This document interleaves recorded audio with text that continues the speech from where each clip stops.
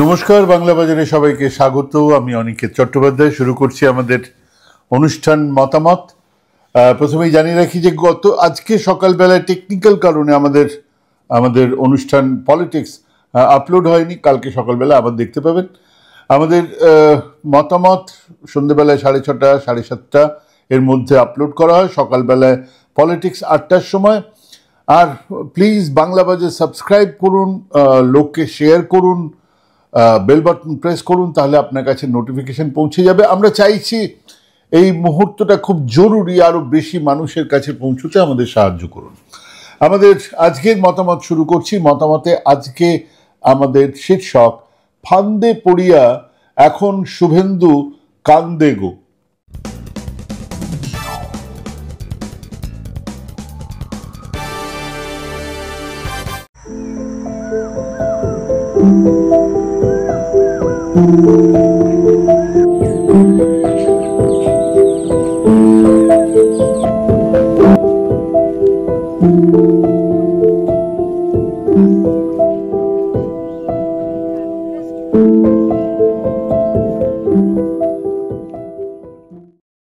মুনি ঋষিরা বলে গেছেন, বিপদে পড়লে আপনার একমাত্র অস্ত্র ধৈর্য।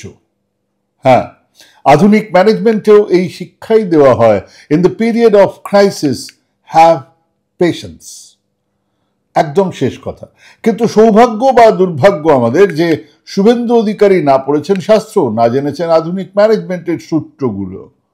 কাজেই ফান্দে পড়িয়া এখন শুভেন্দু ডাক ছেড়ে কান্দে গো। হাঁক পেড়েছিলেন শুভেন্দু, SIR করে ছাড়ব, আর কোনো জারিজুরি খাটবে না। ওই 1.5 কোটি রোহিঙ্গার ঘুষপেটিয়া ঘ্যাচাংফু বাবা, এর নাম নির্বাচন কমিশন। কারণ কেন্দ্রে স্বরাষ্ট্র দপ্তর আছে, আর স্বরাষ্ট্রমন্ত্রীর শিষ্য হচ্ছেন গিয়ে সঙ্গী জ্ঞানেশ, তিনি নির্বাচন কমিশনের মাথায়। কাজেই বাবা, এবারে নির্বাচন কমিশন দেখিয়ে দেবে। এখন বলছেন সব হিসেব গুলিয়ে দিচ্ছে তৃণমূল, সবকিছু কন্ট্রোল নিয়ে নিয়েছে তৃণমূল, SIR-এরও কন্ট্রোল নিয়েছে তৃণমূল। শুভেন্দুবাবুর 180 ডিগ্রি টার্ন নিয়ে, মানে পাল্টি খেয়ে সব বলার আগে কি বলেছিলেন? 1.5 কোটি রোহিঙ্গা ঢুকে পড়েছে এই বাংলাতে, মমতা ব্যানার্জির সাহায্যেই তারা এই বাংলায় বসে আমাদের ভাত মারছে। আচ্ছা, এই যে 1.5 কোটি, এই সংখ্যা এলো কোত্থেকে? ভারত সরকার বলছে যে কম বেশি 40,000 রোহিঙ্গা অনুপ্রবেশকারী আছে, এদের মধ্যে আবার 1,000-4,500 জন্য দিল্লির কাছে একটা শিবিরও বানানো আছে, বানিয়েছে কেন্দ্রীয় সরকার, মানে দিল্লির সরকার, মানে আমাদের ইউনিয়ন গভর্নমেন্ট, অমিত শাহ মোদিজি। তাদের ব্যবস্থাপনাতে অন্তত 1,000-4,500 রোহিঙ্গা যে রোজ খাওয়া দাওয়া করছে সে তথ্য আছে। কিন্তু মমতা ব্যানার্জির দেখরেখে 1.5 কোটি রোহিঙ্গারা কোথায় ঠাঁই পেয়েছে তার প্রমাণ কই? শুভেন্দুবাবুর কাছে আছে। আসতেই পারে SIR-এর ফাইনাল তালিকা বের হলে, তখন এমনটা যারা ভাবছেন তাদেরকে আবার বলে রাখছি, আগেও বলেছি, খুঁজে পেতে 25 জন রোহিঙ্গাকেও চিহ্নিত করতে পারবেন না। কারণ তাদের বেশিরভাগই ঢুকেছে কোথা দিয়ে? উত্তর পূর্বাঞ্চলের রোহিঙ্গারা কোথাকার? বার্মার, মায়ানমার থেকে তারা আসছেন, সেটা তাদের দেশ, সেখানে তারা সংখ্যালঘু, তাদের উপর এক ধরনের অত্যাচার হচ্ছে, তারা পালাচ্ছেন। আন্তর্জাতিকভাবে ওটা একটা ক্রাইসিস। তারা উত্তর পূর্বাঞ্চলের সীমানা দিয়ে, যেখানের সঙ্গে বারবার আমাদের সম্পর্ক রয়েছে, সীমানা রয়েছে মায়ানমারের, সেখান থেকে তারা ঢুকছেন এবং অনায়াসে উত্তর পূর্বাঞ্চলে নিজেদেরকে মিলিয়ে দিতে পারছেন, যা বাংলাতে কঠিন। মানে ওনাদের অবয়ব, ওনাদের চেহারা ইত্যাদি সেখানে মিলে যাওয়া সহজ।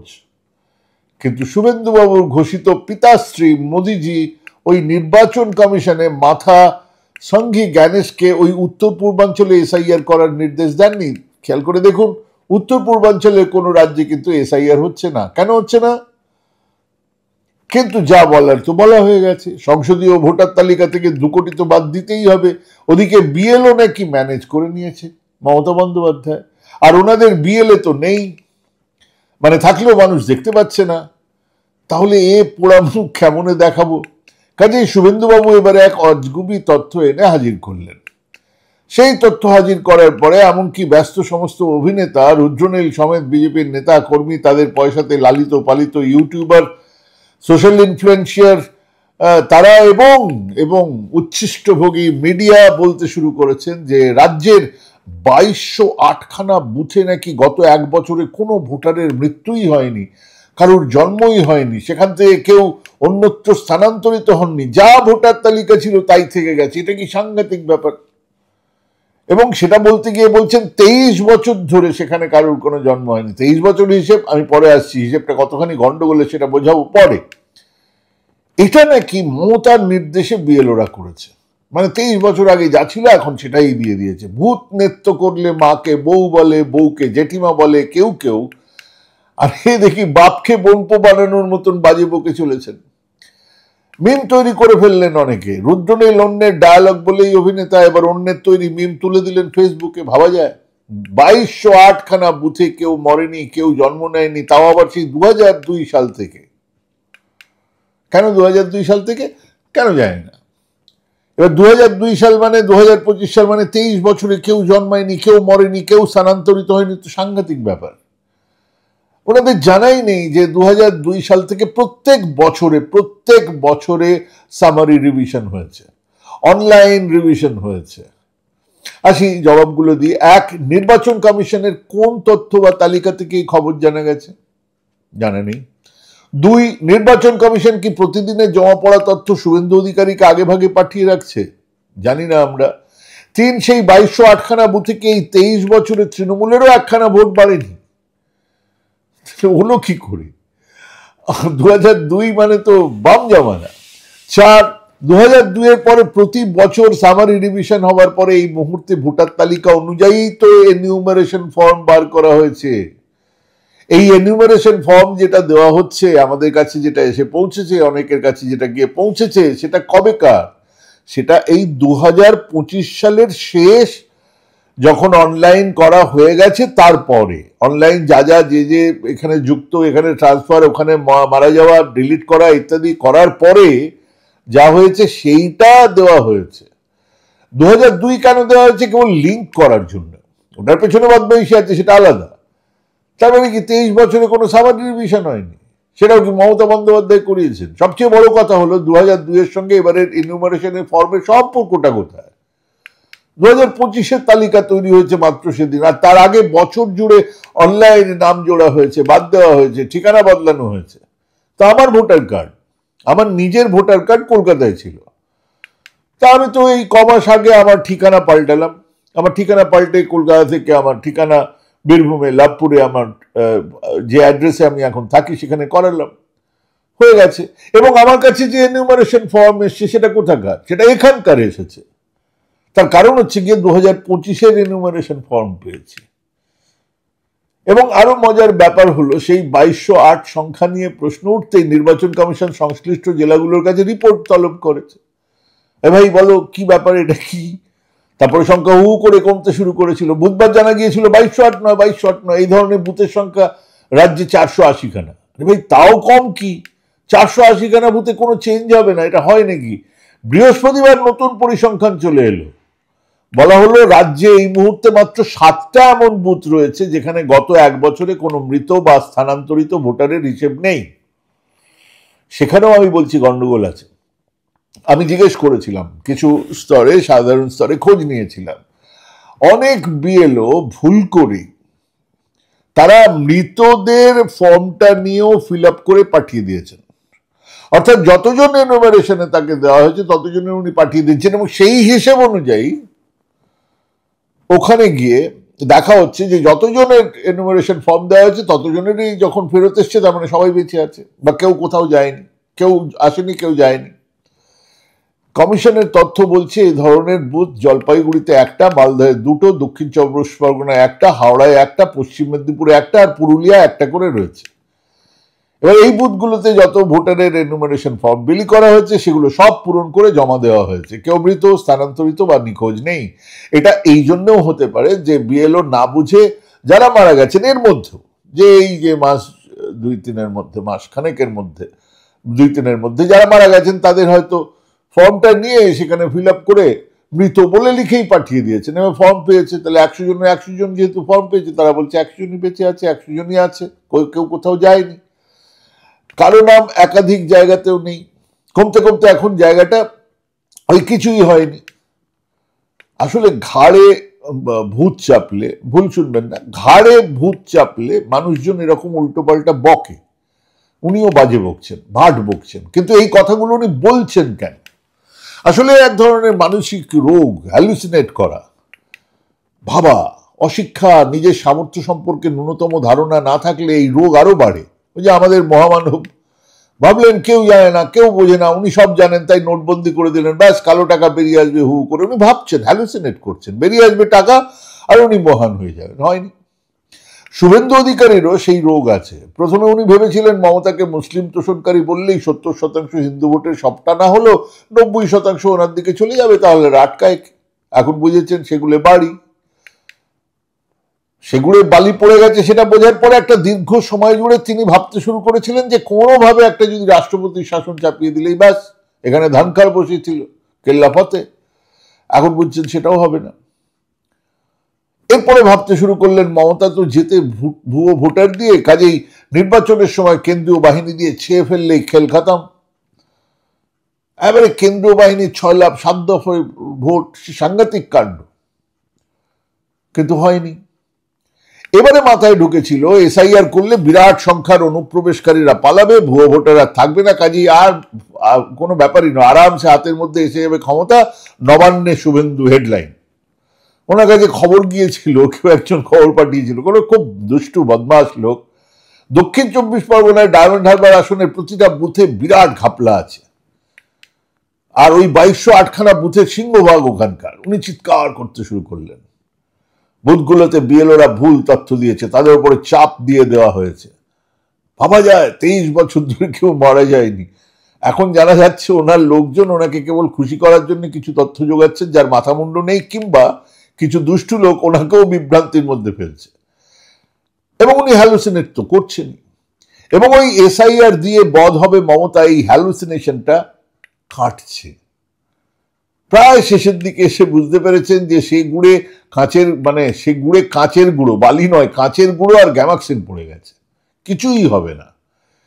এবারে তার এসকেপ রুট চাই, আর সেই এসকেপ রুটটা হলো এ রাজ্যে মমতাকে ক্ষমতায় রেখে এসআইআর করাই সম্ভব নয়, বলতে শুরু করেছেন অলরেডি। কাজেই রাষ্ট্রপতি শাসন না হলে কিছুই করা যাবে না। অর্থাৎ 2026-এ জিতলে বলে, আমি তো বলেইছিলাম, ওই সমস্ত ভুয়ো ভোটার থেকে গেছে, অনুপ্রবেশকারী থেকে গেছে, রোহিঙ্গা থেকে গেছে, 2026 আসবো। ইনফ্যাক্ট উনি 2026-এর এসকেপ রুটের ব্যবস্থা করে রাখছেন এখন থেকে, এবং ওনার একেবারে ক্লোজ কিছু আমচে চামচে বেলচাদ দিয়ে বলানোর চেষ্টা করছেন। এমনকি ইডি সিবিআই কেও ম্যানেজ করে নিয়েছে এই মমতা সরকার।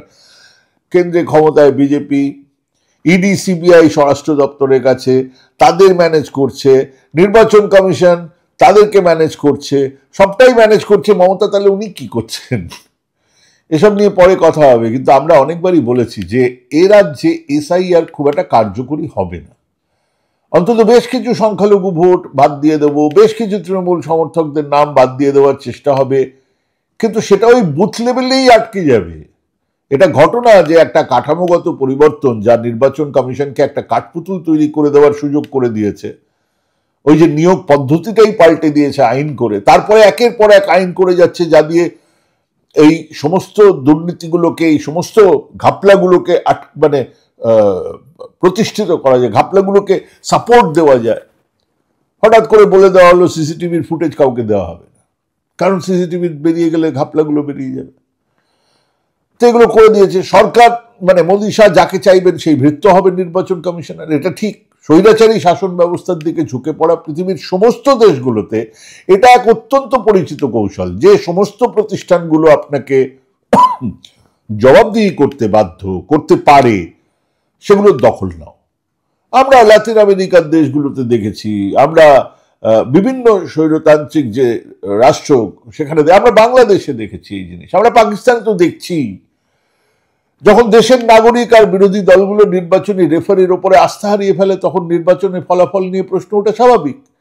এ কেবল একটা প্রতিষ্ঠানের অবক্ষয় নয়, এটা পুরো গণতান্ত্রিক প্রক্রিয়ার বৈধতাকে চ্যালেঞ্জ করছে। যখন চৌকিদার নিজের ক্ষমতার হাতের পুতুল হয়ে যায়, যখন গণতন্ত্রের দুর্গ বিপন্ন হয়ে পড়ে, আজ ভারতে সেই বিপন্নতা ক্রমশ একটা বিরাট চেহারা নিচ্ছে। আচ্ছা, ভারতের এই গণতন্ত্রের যে হাল, তা নিয়ে যে উদ্বেগ দেশের ভেতরে তৈরি হয়েছে, তা কি কেবল বিরোধী দলগুলোর রাজনৈতিক অভিযোগ, নাকি এর কোনো বাস্তব ভিত্তি আছে?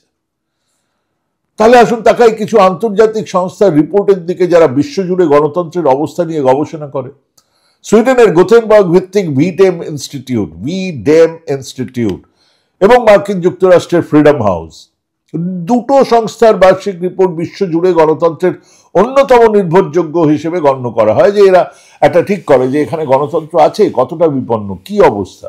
আর সাম্প্রতিক বছরগুলোতে এই দুটো রিপোর্টই ভারতের গণতন্ত্র নিয়ে এক উদ্বেগজনক ছবি তুলে ধরেছে। ভিডেমের রিপোর্ট 4200 জন বিশেষজ্ঞের মতামতের ভিত্তিতে তৈরি, এবং এতে 1789 থেকে 2023 সাল পর্যন্ত 202খানা দেশের প্রায় 31 মিলিয়ন ডেটা সেট বিশ্লেষণ করা হয়েছে। এই বিপুল পরিমাণ তথ্যের উপর ভিত্তি করে তারা যে সিদ্ধান্তে পৌঁছেছেন তা ভারতের জন্য অত্যন্ত গুরুতর। ভিডেম ইনস্টিটিউটের রিপোর্ট অনুযায়ী ভারত 2018 সাল থেকে আর এক পূর্ণাঙ্গ নির্বাচনী গণতন্ত্র নয়। ভালো করে শুনুন, পূর্ণাঙ্গ নির্বাচনী গণতন্ত্র নয়। তাদের শ্রেণীবিন্যাসে ভারতকে এক নির্বাচনী স্বৈরতন্ত্র, ইলেকটোরাল অটোক্রেসি হিসেবে চিহ্নিত করা হচ্ছে। অর্থাৎ যারা কোনোভাবে জিতে যাচ্ছেন তারা এরপরে একটা স্বৈরাচারী হয়ে উঠেছেন।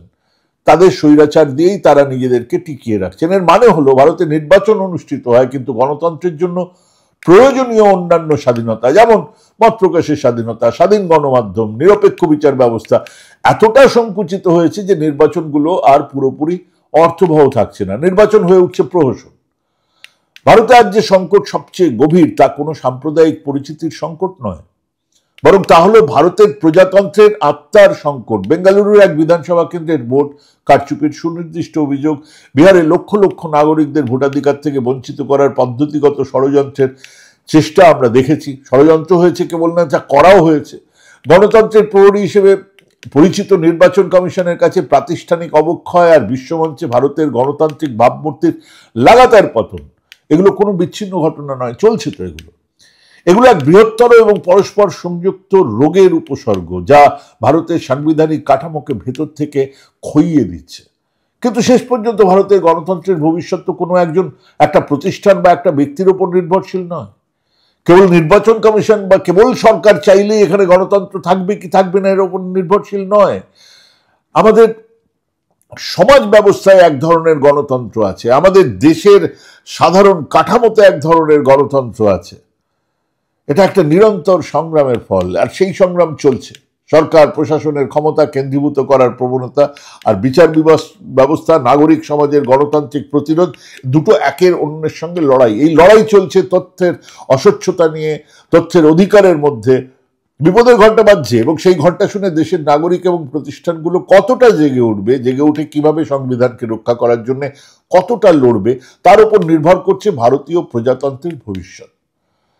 যদি আমরা লড়তে পারি, যদি আমরা রুখে দাঁড়াই, তাহলে ভারতীয় প্রজাতন্ত্র বেঁচে থাকবে। না হলে আমরা যদি হাল ছেড়ে দিই, তাহলে ভারতীয় প্রজাতন্ত্রে আর কিছু থাকবে না। লড়াইটা কঠিন, কিন্তু না, এখনো শেষ হয়ে যায়নি। আর তার শুরুয়াত হতেই পারে এই বাংলা থেকে। হ্যাঁ, এই বাংলা থেকে। কারণ শুভেন্দুবাবু হতাশ, কারণ শুভেন্দুবাবু পাগলের মতন বকছেন। কে করবে? তৃণমূল, সিপিএম, বামেরা, সিভিল সোসাইটি, বা সবাই মিলে, নাকি যে যার মতো? যেভাবেই হোক, সবাই রাস্তায় নামলে বাংলায় এই চুরি করা অসম্ভব। সবাই যে যার মতন নামুন, সবাই এক জায়গায় এসে একটা মঞ্চ তৈরি হয়ে যাবে, একজন নেতা তৈরি হয়ে যাবে, সবাই একে অন্যের কথা হবে না সব। কিন্তু অন্তত একটা কমন প্ল্যাটফর্ম, একটা কমন জায়গাতে, প্ল্যাটফর্মও দরকার নেই, একটা কমন ইস্যু সবাই মিলে তুলুন। এই ভোট চুরি করা, এই ভোট লুট করা, এই নির্বাচনের নামে প্রহসন আমরা সহ্য করব না। কারোর সহ্য করবো না, তৃণমূলেরও সহ্য করবো না, বিজেপিরও সহ্য করবো না, কংগ্রেসেরও সহ্য করবো না। আসুন আবার সেই 5টা পয়েন্ট যেগুলোতে এই নির্বাচনকে প্রহসন করে তুলতে পারা যায়, সেগুলোতে ফেরত যায়। এক হচ্ছে ক্ষমতার অপব্যবহার করে ভোটের আগে টাকা বিলোনো। সম্ভব নাকি বাংলায়? ক্ষমতায় তো আছেই তৃণমূল। বিজেপি করার আগে সেই কাজ হাতে নেবে রাজ্যের সরকারে থাকা তৃণমূল দল, আর বিহারের পরে বিজেপি বা নির্বাচন কমিশন কোন মুখে তাকে আটকাবে বা বিরোধিতা করবে? রাজ্যে রাজ্যে এই ঘটনা এখন ঘটবে, এবং নির্বাচন কমিশন তাকে আটকাতে গেলে সাংঘাতিক ব্যাপার ঘটবে।